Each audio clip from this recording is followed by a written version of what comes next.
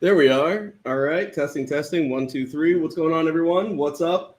My name is Adam Hyman. I'm a serial entrepreneur. And for those that don't know me, I started my first business when I was 23 years old out of my dad's living room with a 4-year-old laptop with virtually no experience and no money. Fast forward to now, and I've collectively grown 3 companies within the last 16 years for a combined total revenue of just about $100 million. And yes, I have the Carfax on all of that. I'm also the co-founder of True Trading Group, a global brand with over 11,000 members in over 115 different countries that combines top-tier education, tools, alerts, mentorship, and coaching that has literally helped thousands and thousands of people learn to trade and profit. And as of now, I am the co-founder and head coach at TTG MASTERMIND. TTG MASTERMIND is for anyone that has their own business, wants to start their own business, is looking to develop their business and professional ideas, and or anyone that is looking to be empowered and supported from where they are right now to where they envision themselves in the future. TTG MASTERMIND is a separate company. It's a completely separate thing from True Trading Group. And for the time being, we have absolutely nothing to sell you. There is no trial. There is no course to sell. There is literally nothing. I am genuinely interested in fielding your questions about entrepreneurship, about your professional lives, and how I can help share some things that help me so that it can hopefully help you. That's what we're doing here today. I want all of you that are on here right now, after you smash the like button, to go ahead and start asking your questions in chat, whether it's about me, whether it's about business, anything you want. Let's start the conversation and let's start it right now. Start typing your questions in chat right now. And as we do, I'm going to bring on my co-host today, someone to kind of help me out with this whole process. This would be Mr. Michael Edward Parinati, head trader at True Trading Group. How are you, sir? Hey, yo. No, I'm only kidding. Doing well, man. Nice. Doing well. Excited to switch things up here. And I think it's going to be a lot of fun. I field some people's questions. And I'm just going to put it out there, guys, that this is the best entrepreneur that I've ever met in my entire life. Any questions that you guys have, don't hesitate. You want to pick a successful entrepreneur's mind, it's this guy right here. So go ahead. Don't be shy. Begin typing those questions inside of chat. That makes me so happy because there's another person named Shmanard Badams. and I know that he is also a fantastic entrepreneur. Yes. So it warms my soul to know that you feel that way. Yes, for Thank sure. you. Absolutely. Here's a good question, Adam, actually. KGZ says, Adam, what kind of mindset do you need to have in order to get going? I guess it sounds like this person like how do they get started? How do you take that first step? It's a great question, man. In order to get going, I think first off, you got to find something that you got to find something that you really want to do, something that you really want to get behind. I'm not saying that, there are days within True Trading Group and within building certain businesses that I feel are really monotonous and tedious, and it's hard to get going and it's hard to get out of bed. But there's a lot of days where I'm very grateful to get out of bed and I get to do this because I could have a job, right? I could have a 9-to-5. I could be trying to sell product on the street corner, whatever it is, and I'm not. I get to continue to build my own thing. So I think like an attitude of gratitude is really important. Being grateful for where it is that you are, understanding that you don't have to be where you are, you get to be where you are. And the more grateful you are for what it is that you're working towards, and the more in love with what it is that you're trying to accomplish, the easier it becomes. But showing up is half the battle. Even if you feel like you don't want to do it, just show up. Even if you show up and you have a crappy day, the fact that you showed up, you did way more than 90% of other people are going to do that same day for that same thing. All right. Let's see. Next question. I got one kind of pinned out, Adam, that I think is actually a really good question from Mac Dragon. And I relate this back to, some of the misconceptions that people have when it comes to trading. I feel like this is another really big misconception that it comes to starting a business. They say, what was the initial startup capital for your first business and how did you raise it? Insinuating that you need tons of money to start a business. I think that's a great topic where maybe people feel like, I don't have any money, so I can't start that business or I can't pursue that idea. So talk about that maybe a little bit.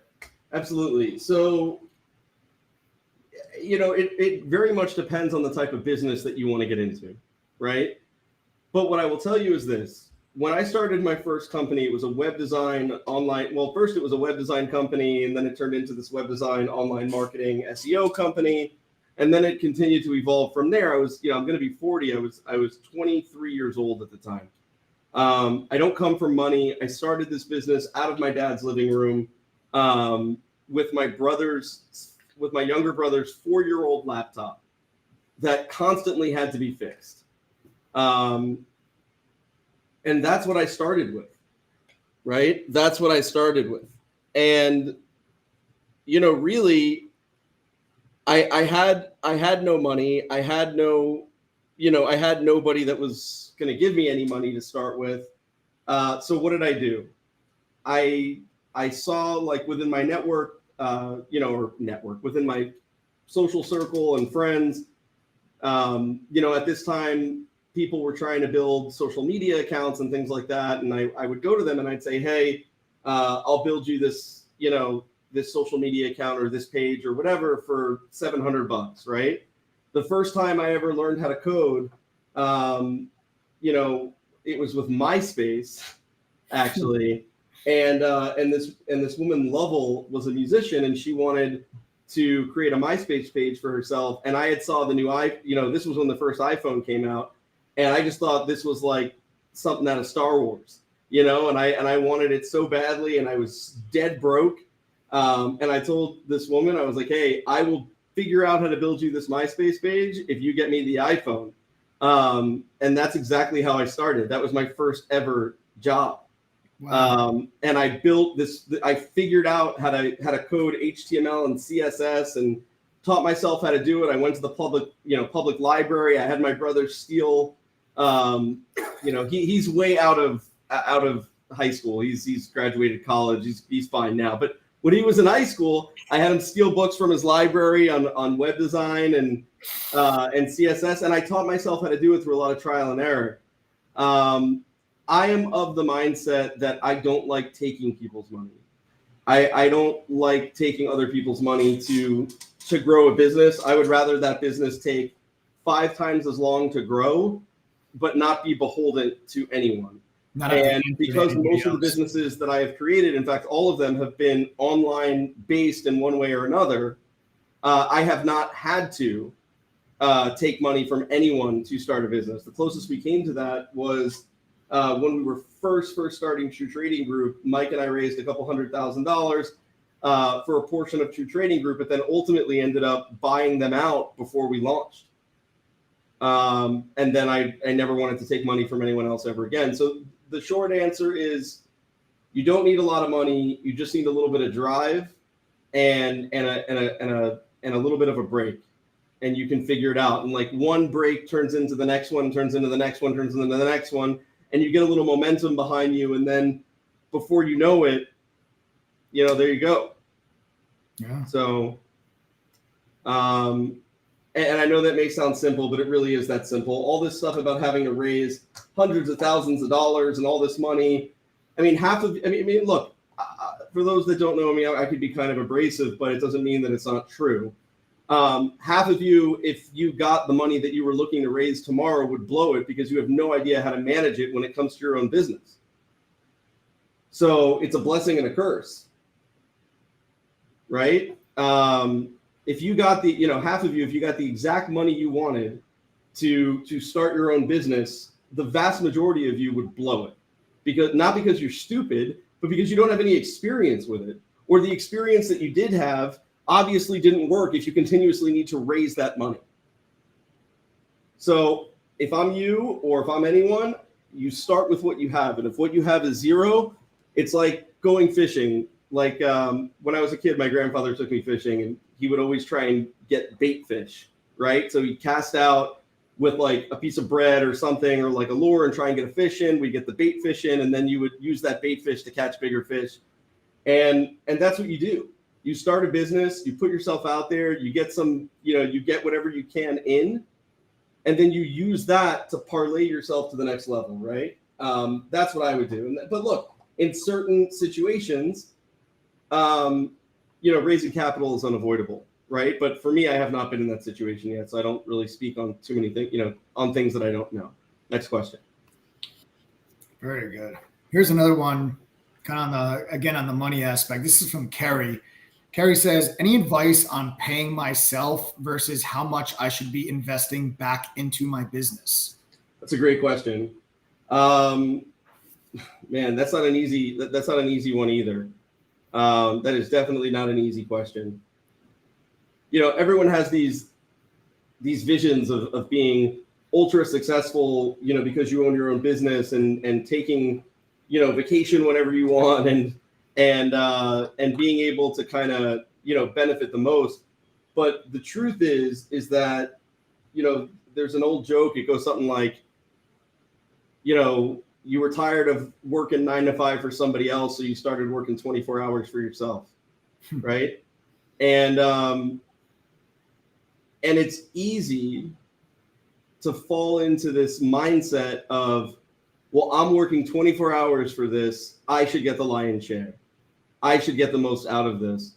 And that sense of entitlement is incorrect, in my opinion. The most important thing is the business, right? For me, I know that as long as my business is healthy and that it's able to continue, that there will be money there. There will be an opportunity to take more distribution of profit or more money at that time. But look, everyone's got, a bare bones number. If your business is able, if you're just starting out and your business is able to cover all of your bills and your lifestyle, then I think you're doing fine. To go to the next level, you have to really map out what it is that your business needs. For me and Mike, I know, speaking for myself, if I have to not make money for a month, if I have to make less money for a month, if I have to put money back in, whatever it is that I need to do, I'm going to do that to ensure that my business stays healthy, because that is what carries everything forward. So, to have a set amount like, okay, I'm going to take 20%, 25%, 30%. I think it fluctuates, right? At the bare minimum, the business has to be able, if you're a business owner and this is what you do full time, your business has to be able to support your your life, right? Your food, your rent, your car. It's got to be able to support these things. Because if not, you're running a charity. Now, above and beyond that, you gotta take it, take it 1 quarter at a time, 1 month at a time, see where you're at, set goals, and don't be greedy. As long as the business is open and functioning, you have a chance to make more money. The second that closes down, it's a lot harder to get that momentum back from zero. Good point. All right, next question. Here's a switch up over maybe a little psychology, entrepreneur psychology here. Adam, this is from Colin. Adam, before you were profitable, did you struggle with imposter syndrome? I do my own thing too, but without the success yet. I often feel like a fake, and that really slows me down. Absolutely. Brother, I still feel like an imposter. I still feel like one day someone's going to come in and be like, hey man, the gig is up. Everyone knew you were full of crap. Everyone knew that you were, faking it this whole time, and so on. Right. It is, feeling like, let me tell you something, just because you become profitable or just because you make some money doesn't mean that you're going to feel less like imposter syndrome. Sometimes when you make money and you had imposter syndrome beforehand, well, now you just feel that you're just getting one over on people as an imposter, right? There's like, if you're feeling imposter syndrome, it's like no harm, no foul if you're not making money. But when you're making money and you still feel like an imposter, then it's like getting one over on people, right? And then that comes with a whole other set of stuff. It is the hardest, scariest thing you will ever do is bet on yourself. Is to think to yourself, go against what society tells you to do, right? What does society tell you to do? You go to school, you graduate high school, you go get an undergrad for 4 years, you go get a master's, you go send out 1,000 job applications, you build a career at a big successful company, you work your way up the ladder, and then there you go, right? The world isn't built like that anymore. Some of the most successful people that I know, including myself, didn't even graduate college, right? I didn't even graduate college. I'm not saying that somebody shouldn't go to school if that's their path and that's what they want to do. I mean, if you want to become a lawyer or a doctor, like you can't just like wing that, right? Yeah. Like, hopefully, you have to actually go to school. But if you want to start your own company, if you want to become a day trader or an investor, if you want to, build something, you don't need to do those things. You can most certainly go out there and figure it out. My entire life motto has been, Mike, don't worry, we'll figure it out. At the most stressful times in our relationship, as we've built these businesses together, there have been some incredibly tough situations that have come up where my response has literally been to Mike over and over and over again, hey man, don't worry, we'll figure it out. And look, just for today, it's lasted probably a lot longer than it should. I keep waiting for it to kind of, and that's crazy, right? 16 years of my life, 16 years of Mike's professional life. You think to yourself, at some point, you got to just feel comfortable with what you're doing, right? But that's the thing, is that for me, I have not reached a point where I feel comfortable in what I'm doing. I always feel like I have to work harder, faster, and stronger, because if not, you get complacent, and complacency is the closest thing to death. If I'm not feeling uncomfortable, I'm not being challenged. If I wanted comfortability, if I wanted security, I'd go get a job somewhere. And let me tell you, if you're doing your own thing, Colin, and that is able to support your food and your car and your rent and those things, right? That's the thing. You're not an imposter. You're doing it. You're already doing a lot more than other people have the guts to do. 100%. Look, man, I say this all the time. Mike and I talk about this after the True Trading Group live stream. there's, sometimes there's so many people, these people want to be, millionaires and quit their job and provide this like amazing life for their family. And they want all these things. Half of these people can't take responsibility for their own actions. Half of these people are unwilling to put their money where their mouth is. Half of these people are unwilling to put the time. And then they sit there and they wonder why things don't work. So the fact that you're out there and you're able to even say that and talk about it, man, you're light years ahead of where some of these other people are. So keep going. Don't worry about feeling like an imposter. Worry about feeling like a failure if you were to quit. Next question. Chris Thomas wants to know, what do you think are the 5 most important things that you have to get right in order to have a successful business? If not 5, maybe 3. I guess don't worry about you got to give me 5 or you got to give me 3, but maybe just some of the things that you think are most important that you got to get these things right in order to have a successful business. 100%. I'm actually going to give you 12. 1 second. Let me just pull it up here. I'm going to give you 12 things that you need to be successful, not just in business, but in your professional life or any area of your life, really, right? These 12 things. 1 second.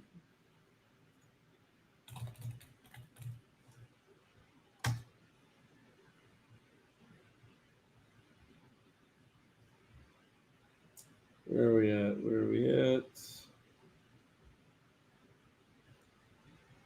Here we go. Here's 12 things that you need. And with the foundation members that I have inside of TTG Mastermind, right? This is the very first thing that we go over. Literally the first thing that we go over. The first thing you need to understand, because a successful business, first of all, you have to define what success is. If you think money equals success, you're going to fail. Right? I know that sounds easy. Oh, the guy that's saying that has money, so that's easy. But the guy that's saying that didn't always have money, but I always subscribe to that belief. Right? Didn't always have money, but I always subscribe to that belief. So I can only tell you what I know. And what I know for myself as my truth, it doesn't have to be your truth, but for my truth, is that if your definition of success is strictly a piece of paper that was created by the United States government, then you are going to fail. I had someone a very long time ago, and this person, when I started one of my businesses, this guy, his name was Price, and Price was an absolute cluster F. This guy was a complete crazy person, just a real like crap version of a human being. However, he said one of the most profound things I've ever heard in my entire life, and it stuck till this day. Almost 16 years later, it's stuck till this day. I said to the guy, because at this time I was young, I was just getting into business, I didn't understand how money worked or anything like that. And I saw, I was very enamored with people that had money and were able to do things like not have to bounce checks to get food at the grocery store, or, not have to park their car in a different spot so that it didn't get repossessed because you missed your car note, right? People that were able to kind of just live their life, and people that were able to just kind of live their life and not have to worry about the day-to-day stuff. I was enamored. I was fascinated by that, man. Like, that's all I wanted. And so I'm picking this guy's brain. I'm asking him about money. I'm much younger, and I say to the guy something, and he looks at me and he goes, money is nothing but a tool. The second that you give that piece of paper more power than you would a hammer or a screwdriver, you are in big trouble. That's a good one. The guy was out of his mind, but he was right about that. The success that people talk about when they start, the allure of starting somebody, your own business is being able to be the captain of your own ship, is being able to live life on your own terms. It's being able to spend time with your family, with your kids, with your spouse. It's being able, if you're not married, to go out and be with whoever you want, whenever you want. It's about not being beholden to somebody else. And that for me is what success is. To be able to do the things that I want to do when I want to do them, obviously within reason, right? But to be able to, every day my feet hit the floor, to be able to say to myself, man, nothing is perfect, but damn, it is so much better, than it should have been or could have, whatever it is. So a couple of things. Here's 12 things that you need in order to have a successful business. First of which is an understanding that money is a tool. So for me, success is freedom, sense of purpose, feeling accomplished, perseverance, security, peace of mind, and then being of service, right? That's what success is for me.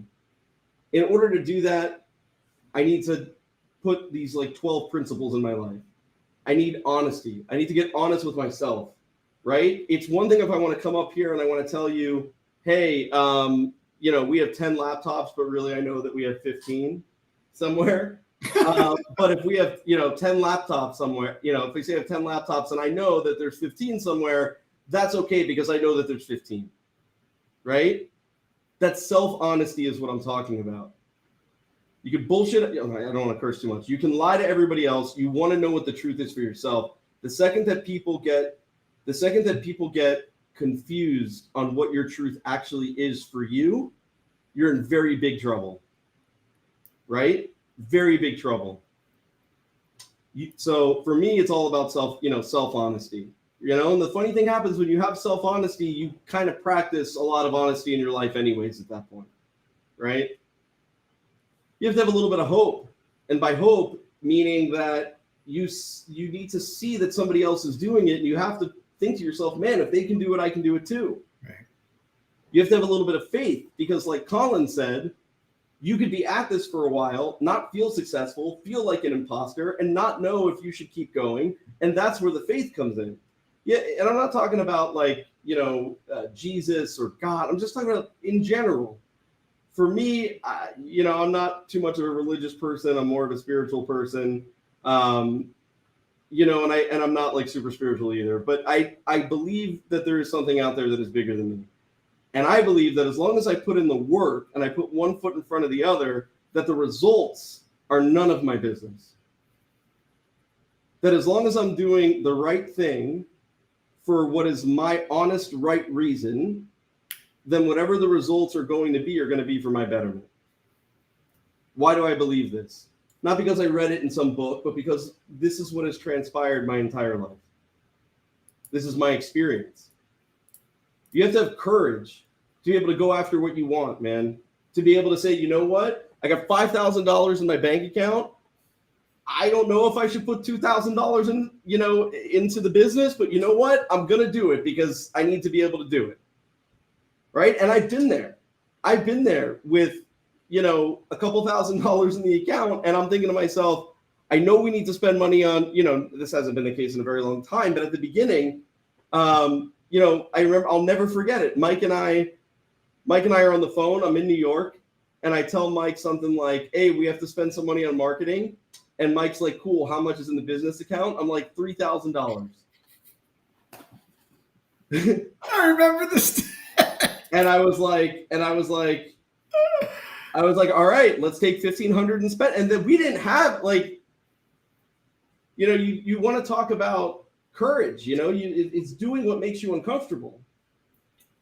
Having integrity, right? And integrity is a hard thing to do because integrity is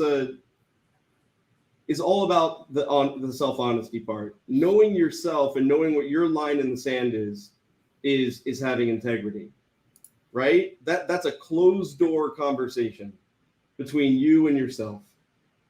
But if you stick to it, you're being true to yourself and you'll be able to, have a good sense of purpose. You have to be willing to do what you need to do. You need to have a little bit of humility to listen to other people. You have to have some love and some appreciation and some gratitude for what you're doing. You have to be disciplined. Discipline does not mean doing an ice bath and getting up at 2 a.m. every morning and running 5 miles. Discipline can literally be just showing up when you don't want to. You have to have patience and perseverance. You have to understand that none of this shit's going to happen in your time, no matter how much you feel you deserve it. If you start getting into a mental state, whether it's with trading or your own business or whatever, where you feel that you deserve this, my friends, you've lost the plot. Yeah. Go sit down. You're in timeout. Because the truth is, you don't deserve anything. Nothing is going to be handed to you. You are not entitled. You are not deserving. You do the work. You put one foot in front of the other. And the results of that are what the results are going to be. But if you're on here and you have an internet connection and you have electricity on and you have food in your fridge and you have some of your bills paid, then you're probably doing okay. So maybe having that faith should be something that should be practiced more. You have to have awareness of what it is that you're doing, and then you have to be of service, man. You have to, at some point, help and give it back to others. Not because you're a saint, but even for selfish reasons, it helps reinforce what it is that you're doing. You come on here, and there's not a lot of people on this live stream, but you come on here, and there's 311 people on this live stream, right? How big of a fool would I look like if I'm saying all this stuff and I don't practice any of it? You know, you have to give back a little bit to hold yourself accountable, to put yourself out there. It's important. I'll do this. Mike, how much of a better trader have you become since you've had to be accountable to thousands and thousands of people? Yeah, I mean, it's really helped me with my discipline, because you have to lead by example.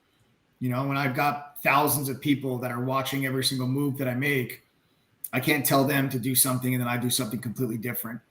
And that discipline in general is such an important characteristic in trading. Also, obviously, you know, starting and growing a business. Discipline is important in everything that you're doing, because trading and being an entrepreneur, very similar in the sense that when you're a trader, you are an entrepreneur. You are your own business. Your trading is your business.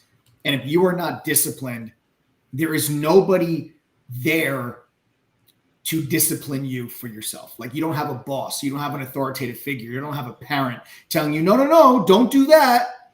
It's all on you. You've got to be the one that's going to make the right decisions. You've got to be the one and not be afraid to make the wrong decisions, but you've got to be the person that is going to follow the rules that you have set forth for yourself. Because if you feel these are the rules that I need to follow in order to reach my goal, you have to actually follow them.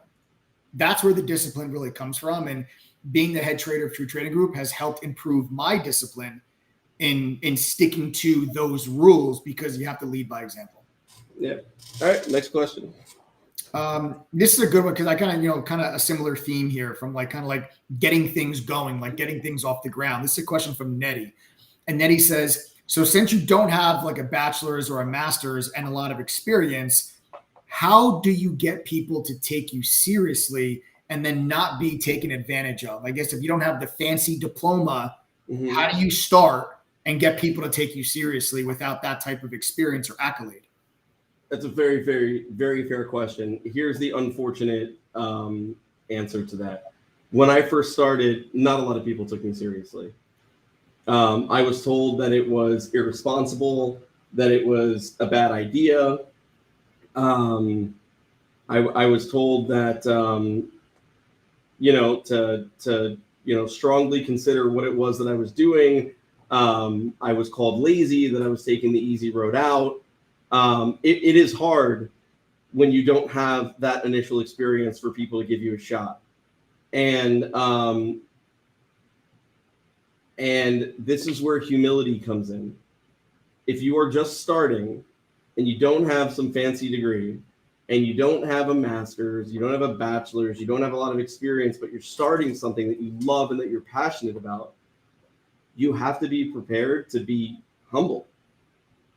You have to be humble. You have to be willing. And by willing, I mean, look, if you're getting into online marketing, I'm just using this as an example, and you want to start an online marketing firm and you don't have a degree in it and you don't have a lot of experience, but you love it and it's a passion and you're interested, Be prepared to do half-cost jobs. Be prepared to do a free job. You're gonna have to prove yourself, right?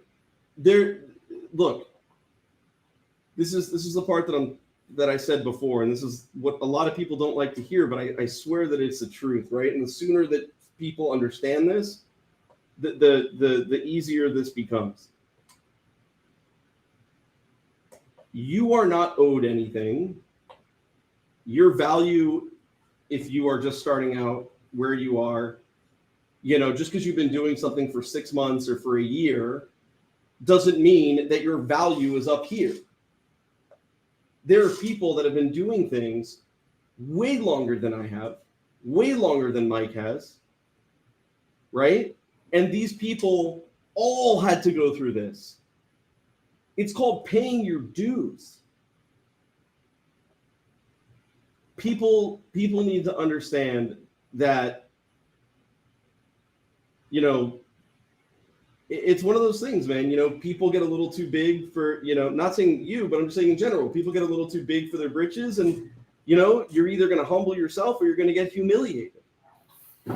You have to be willing to do what the other people that have the ego are not willing to do.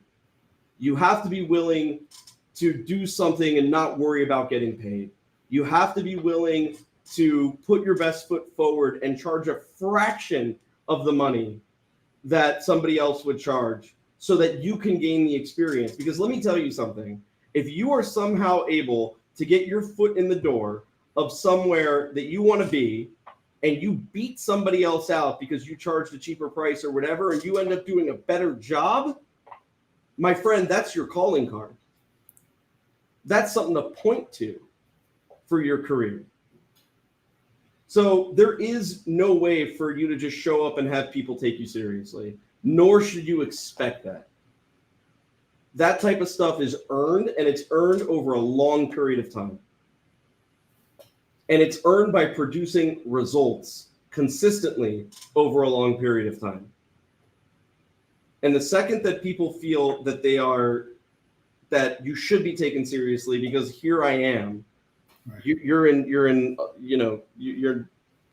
big trouble at that point, in my opinion. Next question.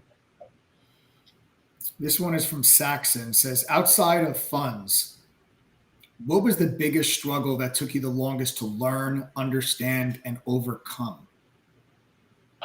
Outside of funds? Yeah, it's like outside of like money. What was the biggest struggle that took you the longest to learn, understand, and overcome? It's a tough one.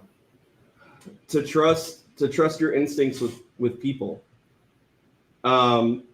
The more you're in business, the more you work with people, the more you experience people, the more of a gut feeling you're going to get, and the more of an intuition you're going to build. And it's important that you trust that. Don't let people talk you out of something that you're passionate about. Listen to everybody, give everybody a shot. Hear people out. No harm has ever come from listening to somebody else. But trusting your instincts when it comes to people. This is something that Mike and I go back and forth with a lot. I'm very good at reading people and understanding people. And there have been a lot of times where we've gotten in big disagreements when it comes to people and how to, handle and work with certain people. And I'll just ask one question. Have I ever been incorrect? No. Okay. And I'm not saying that I can't be incorrect. That's not true.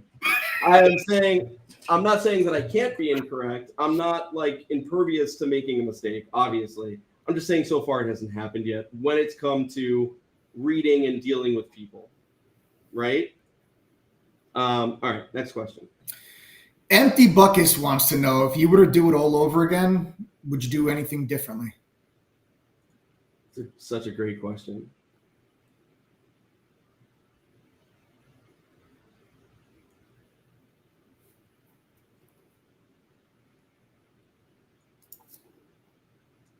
I would do one thing differently.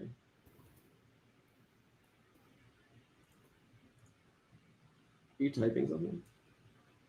No. Yo, keep typing your questions in chat, guys. Keep typing your questions in chat. There's 308 people on here. Ask away. We'll get to your question. I would have done one thing differently. Before Mike, I had a business partner named Kyle. Long story short, the business that Kyle and I created did very well. Mike came on board after Kyle and I had already got that business going. And before Kyle left that business, he gave me 100% of his side of the business for no money. The only requirement was that I did not give it to Mike for free. And I ended up giving it to Mike for free, which I do not regret. And I would do that again. But if I could go back and do something over, I would have told Kyle from the very beginning, I would that I am going to do that. So if you're going to do that, know that I'm going to do this. I would have done that differently. Next question. This is from Scott Lecklighter. What are your weaknesses and what do you do to improve on them? What are my weaknesses? I have a short temper. I will spend hours obsessing over stupid comments from people and wanting to figure out ways to, clap back or respond or things like that. It's a huge weakness of mine, but I have a hard time dealing with aggressive negativity from others. And yeah, I would say that not being able to immediately let things go and not give it any merit and just kind of move along. It's a big weakness. It's something that as I move on in business, I'm like really starting to see a lot more, right? It's something that I need to change. But yeah, being able to not respond, let go, not take things personally, all of those things are a process, man. But yeah, I need to do a better job at those things. Awesome.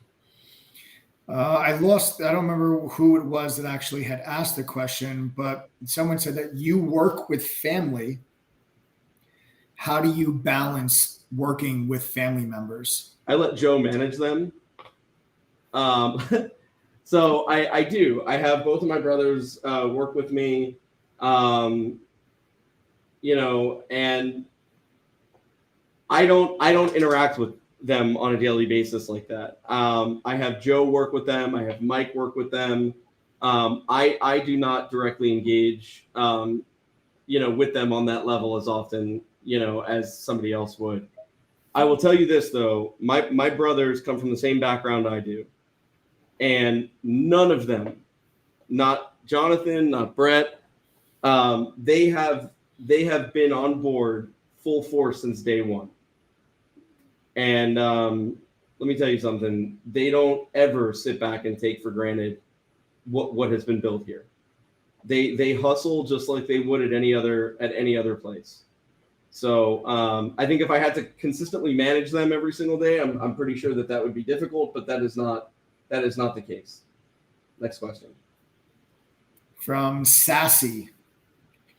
The biggest thing I struggle with is having too much sympathy, letting people pay less than what they should. I want to keep my clients and my tenants, but with prices always going up, it's just so hard. Any advice? Yeah. Now it's when you say tenants, you're talking about obviously rent, right? Which is different from a physical product or some sort of a thing that you're selling. I don't know much about real estate, right? So I can't really comment on that intelligently. What I will tell you as general rule of thumb is sympathy doesn't pay your bills. Everybody has problems. Okay? Everybody has problems. Everybody deals with death. Everybody deals with loss of a job. Everybody deals with theft. Everybody deals with manipulation and scams and bad family members and bad friends and all sorts of stuff. Everybody deals with these things. Just because you are dealing with them does not mean that somebody else that's trying to get by has to adjust because of you. And this is going to be a terribly unpopular thing to say. I'm sorry that you have cancer. I'm sorry that your family member died. I'm sorry that you lost your job. I'm sorry that this happened. No, I don't want bad things for you, but good God, it is not my effing problem. Don't make it my problem. I have my own. And if we were to sit in a circle and everyone throws their problems into the middle of this circle, I promise you with every ounce of my being, everyone's taken their problems back out of that circle.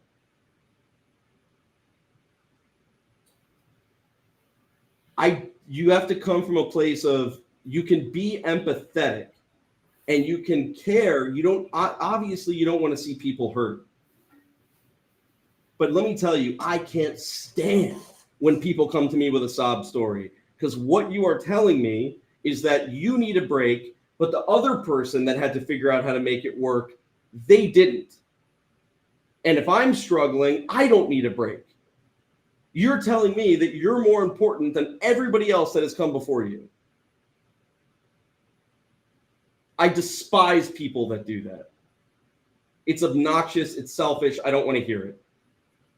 Sorry. I told you it's going to be a very unpopular thing.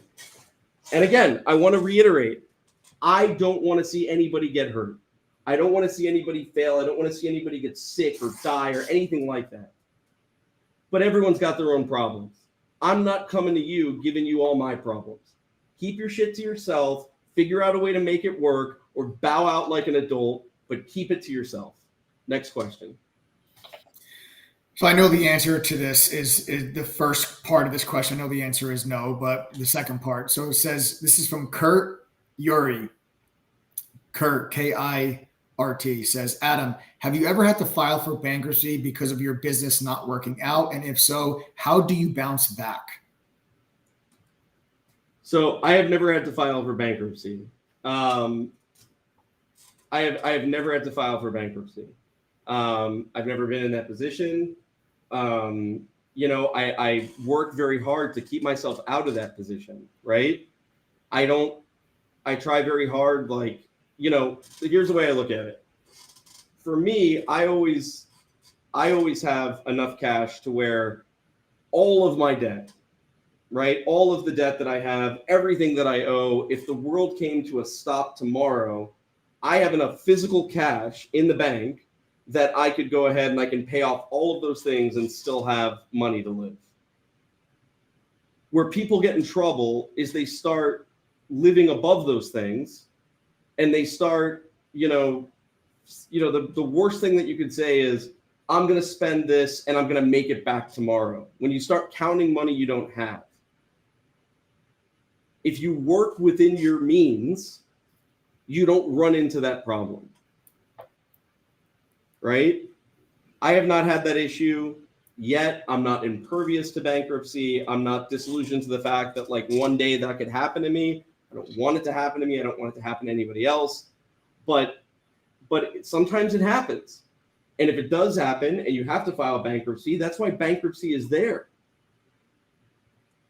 Right? That's why that program exists. I don't know a whole lot.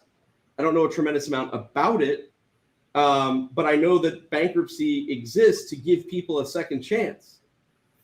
Now, of course, it's not going to be a, white, clean slate and there's no consequence to it. But it exists to give people a second chance. And if you take it as a second chance and you take it as an opportunity, then there's, thousands and thousands of people that have filed bankruptcy and have bounced back from it 100 times stronger. You can do the same thing. There's no reason why you couldn't. Put your ego aside. Don't worry about bankruptcy. I have to file bankruptcy. Just do what you got to do and keep moving forward, man. Have a backbone. It's not easy. None of this is easy. But there are plenty of people that have been where you have been, or not necessarily you, but plenty of people that have had to file bankruptcy that have been able to move forward and bounce back 100 times better. Next question. This is from Storybook of Madison. Where to find good employees? We are having such a hard time finding good people that can produce good work. How do you find the right people? Man, that is an excellent question. Do not start with hiring your family. I got very lucky with mine, but there were other members of my family that I didn't get so lucky with, right?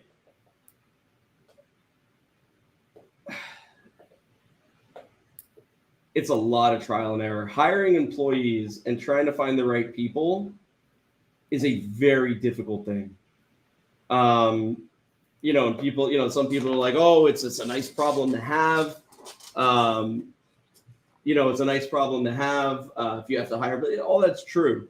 But hiring people that aren't going to treat your business like they're a cashier at some checkout, counter, and that are actually going to show up, that are actually going to love what they do and want to be a part of something and want to grow with you is hard. It's hard to find those kind of people.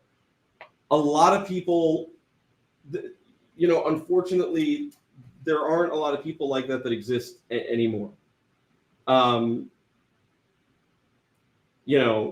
Just aren't. Where do you find good employees?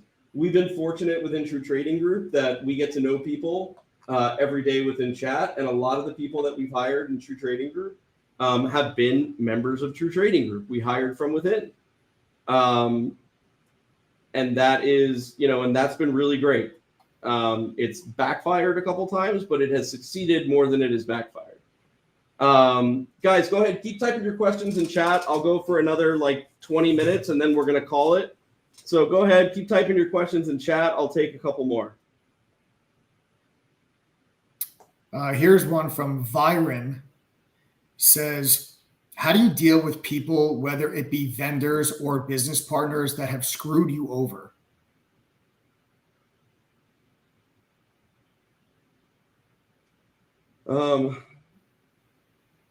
Vendors and business partners that have screwed you over.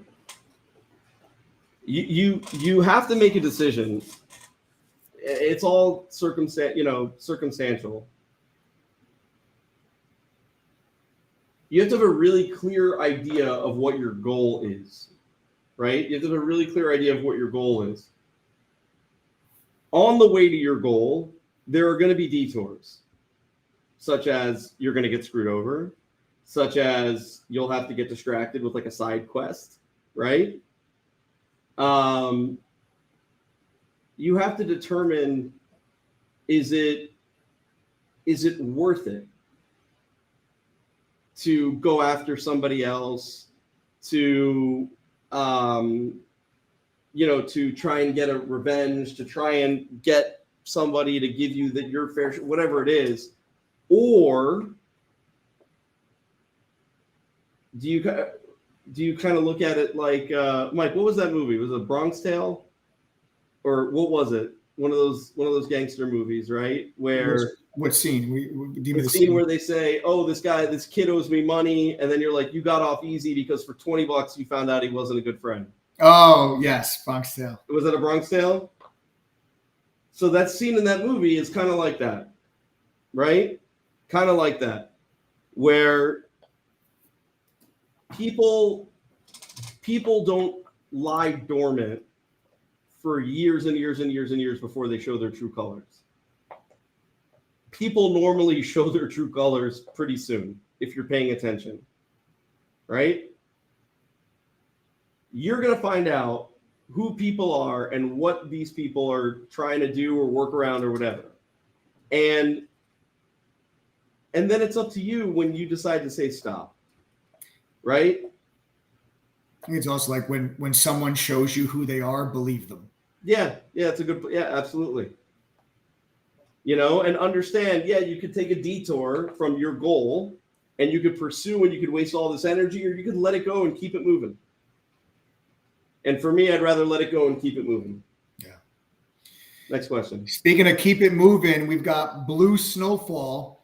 Adam, how important is balance in your life? How balanced do you consider yourself in all areas of your life, from family, business, etc.? And how do you rebalance? Man, work-life balance, I guess, is what this person's talking about, right? They're talking about work-life balance. You know, oh, I want my life, but I want my work. Okay, first things first. Work-life balance is complete BS. People that are like, oh, from this time to this time I'm with my family, from this time to this time I'm at work, from this, let me tell you something. The real world is, you know, when you're talking about business and being successful and everything else, it's messy, man. It's messy. It bleeds over into one another. You have to make these like game time decisions on where to spend your time. And you're going to get it wrong sometimes. Sometimes you're going to get it right, and sometimes you're going to get it wrong. Right? There is no such thing as perfect work-life balance. Anyone that tells you that there is, or that they're doing it perfectly, is completely full of shit. It's the most successful people that I know, and I know some people that are far more successful than I am, they would tell you the same thing. You have to kind of do a daily inventory of what is going on in your life and the areas in your life, and you have to make game time decisions on where to spend your time and your energy. It's hard. Mike, you got perfect work-life balance? No, nobody does. I was talking to a friend of mine the other day, and my friend does real estate in Hawaii. And I was telling him about, you know, things that I was doing. We were catching up, and you know, he had seen some of the cars that I have, or some of the stuff, and he's like, man, he's like, how, you know, he's like, do you just get to like automate all this and it's just passive? And I'm like, buddy, you've been watching too much Instagram. You know, none of it is really passive like that, right? It all requires a tremendous amount of effort, and the truth is, a lot of people aren't willing to do that. I think I read something once. Elon Musk, guy's got to be, right? Isn't he like the richest man on the planet or something? Yeah. Is he now, or? Yeah, I mean, depends on what Tesla stock is doing, but yeah. I'm pretty sure there are nights he still sleeps in his office on the couch. I think I remember reading that somewhere. That there are nights that this man, who never has to work, his children's children will never have to work another day in their life. Ever. And this man still, at times, sleeps on the couch in his office because it gets too late and he's working.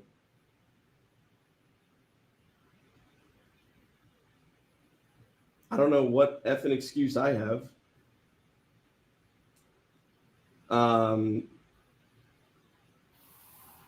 But look, it's really just got to be game time decisions on where you want to focus your attention. All right. Sometimes you'll get it right. Sometimes you'll get it wrong. But walking around thinking about, oh, balance, good luck with that. And look, maybe you'll figure it out. I have not figured it out.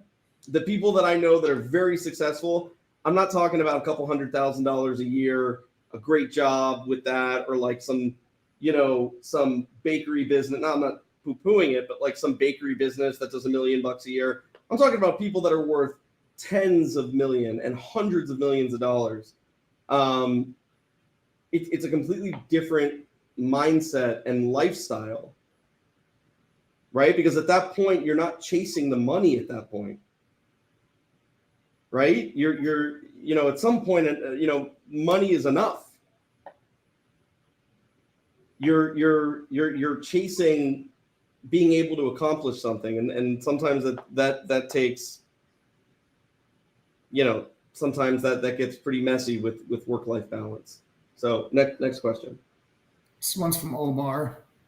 Omar wants to know, what's the toughest business decision you've ever had to make?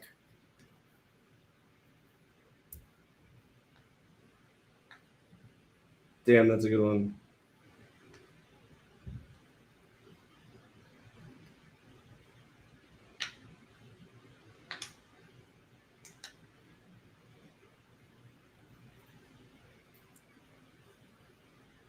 (2018) No. Man, that is a great question. Yeah, it makes you, it's, question that really, makes you think. I don't know if that's like one instant that just sticks out, It isn't. There isn't one instinct that just sticks out, right? In 2018,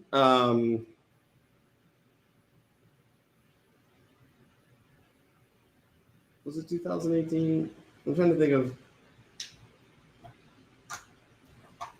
No, November.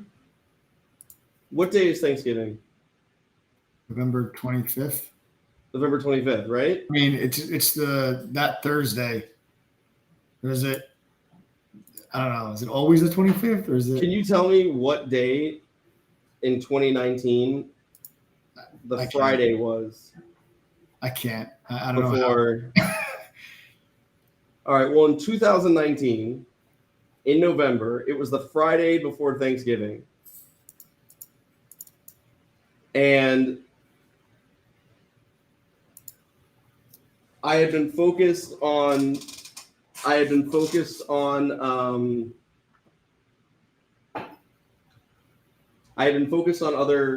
on another business and trying to pivot in a bunch of different directions.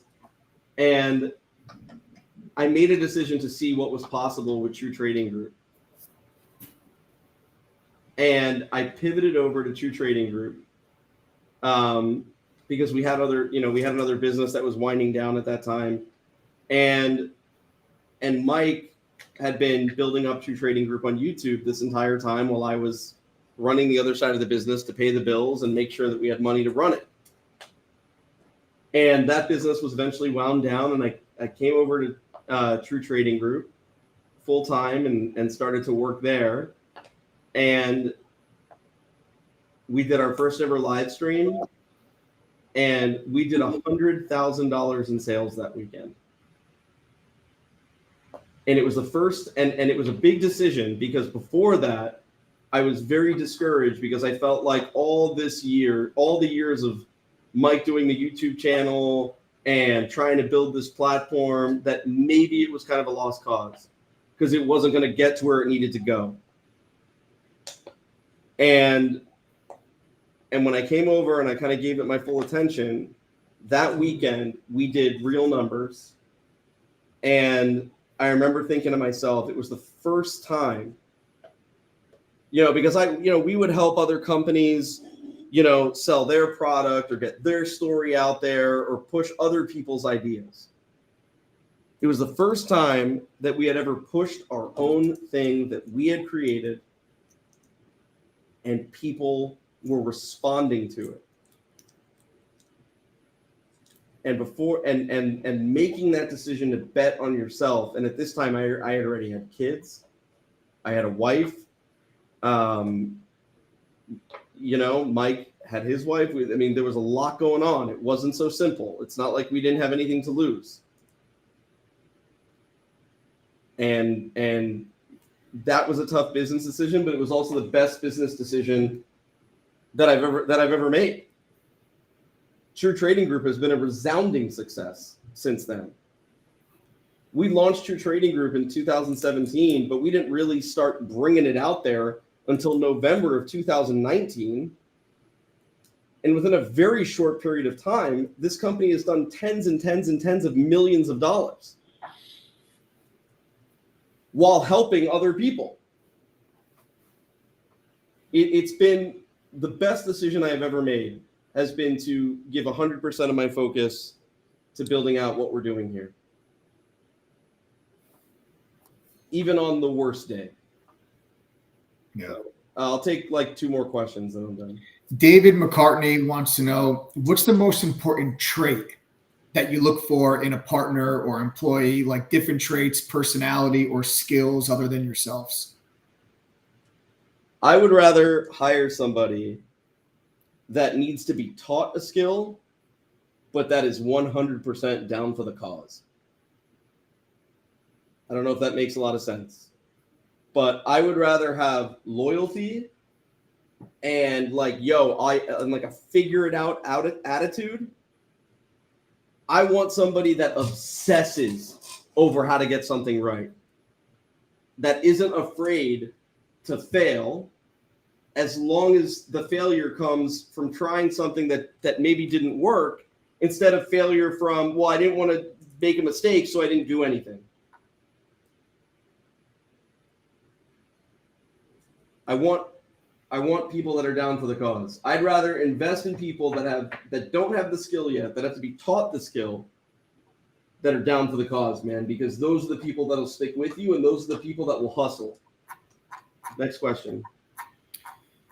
Hey guys, go ahead, type your questions. If you guys have any other topics or questions that you want us to cover, or anything else that you want to ask for Adam before we do break things up here and call it a night. Here we go. Chuck's Ease says, hey, Adam, when you're starting a new business with limited capital, do you think it's more valuable to invest your time in learning how to build your own website, or better to acquire it from a vendor? Look, I think it's important that you know enough about things to call BS on other people when they try and get one over on you, because people are going to try and get one over on you. It's unfortunate, but it is what it is. You have to know enough to call BS. Web design and stuff, and like SEO, is one of those industries where people can lead you on forever and a day. I do think that you should hire someone to build you a website. If you have very limited capital, you can build it yourself, but there's a learning curve. But there's also a lot of great tools today that didn't exist before, right? Have a look at WordPress, right? Self-hosted WordPress, or go to WordPress.com and do one of their hosted versions, right? You can put in themes, you can put in plugins, all sorts of stuff, right? This is all free. Except the hosting, which is maybe like at the most $100 a month. You know, paying $5,000-$6,000 for a website, I don't know if that's worth it anymore. I don't know a lot of people that go to websites anymore like that. Most people are buying stuff off social media. Most people are buying stuff off Amazon. Most people that are building, community websites like True Trading Group, that's something different. But you know, as far as anything else, if you want to attract people and businesses for whatever you're doing, you could have an awesome Instagram profile. You could do TikTok and create content and have them inbox you, right? Having a website is cool, but do you still need to pay thousands and thousands of dollars for a professional website nowadays? I don't think so. All right. I don't think so. Not anymore. Right?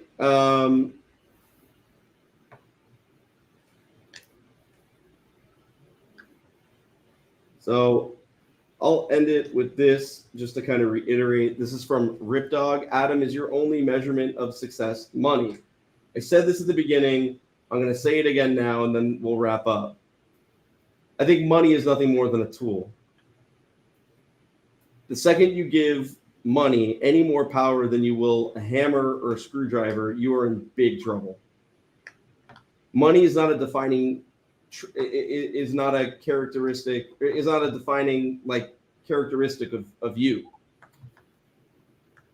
What I deem success to be is freedom, sense of purpose, feeling accomplished, perseverance, security, peace of mind, and being of service. That's my version of success. And it's okay if that's not your version of success, but that is mine. Awesome, man. So I think this was great. I mean, so, you know, guys, everybody, thank you for typing all those questions. I mean, you had some really good ones, some tough ones too. You know, some tough ones that really made you think. But I think this was a lot of fun, man. This was cool. There's a lot of people, you know, over 300 people on here that, you know, a lot of people maybe have that entrepreneur itch or are entrepreneurs themselves and are trying to build themselves and build a company and a business that they're passionate about. And there's you know, nobody better to talk to than you. Someone that rolls their sleeves up on a daily basis and is in there. You ever see that image, the difference between a boss and a leader? no. So it's an image of, it's like a bunch of people, and they're all like pulling, like they're all like pulling like a chariot behind them, and they say a boss is standing in the chariot giving orders, telling the people to pull, and a leader, there it is. Thank you, Joe. See the difference? Yeah. Yeah, it's super cool. Right.